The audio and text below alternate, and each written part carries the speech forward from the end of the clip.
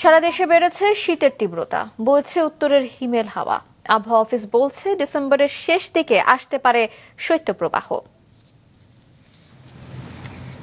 ঘন কুয়াশায় ঢাকা ভোর, পথে ঘাসের ডগায় শিশিরের মুকুট। দেশ জুড়ে বদলে যাওয়া প্রকৃতিতে এখন শীতের প্রভাব। সকালে দেশের সর্বনিম্ন তাপমাত্রা রেকর্ড করা হয় পঞ্চগড়ের তেঁতুলিয়ায় 8.4 ডিগ্রি সেলসিয়াস। হিমেল হাওয়ায় বাড়ছে শীতের তীব্রতা। প্রায় একই অবস্থা মেহেরপুর ও দিনাজপুরে। এতে বেশি বিপাকে পড়েছে ছিন্নমূল মানুষ। কাজ কাম তো নাই, কাজ কামের জন্য আইছিলাম, কেউ আসেনি। রীতিমতো কুয়াশা পড়তেছে, ঝপঝপ ঝপঝপ করে কুয়াশা পড়তেছে। রাজধানীতে শীতের তীব্রতা কিছুটা কম হলেও গরম কাপড় ছাড়া সকালে ও রাতে কেউই বের হতে পারছে না বাসা থেকে। আবহাওয়া অফিস জানিয়েছে চলতি মাস ডিসেম্বরের শেষ দিকে আসতে পারে শৈত্যপ্রবাহ।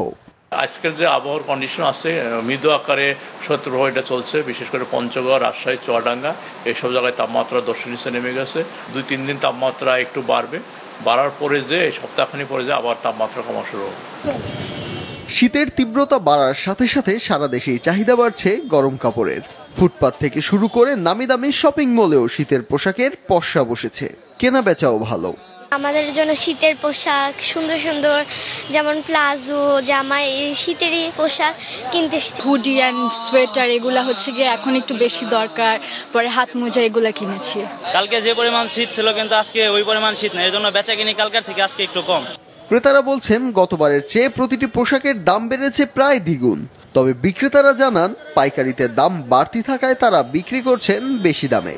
অন্য বছরের তুলনায় একটু বেশি হচ্ছে, কারণ শীতের আমেজ আসতেছে, ওদের দামও বাড়তেছে। আমরা যেখান থেকে মাল আনি ওইখানে একটু দাম বাড়তি, মনে করেন মাল পাওয়া যায় না, মাল সীমিত, এই কারণে মালের দাম একটু বাড়তি।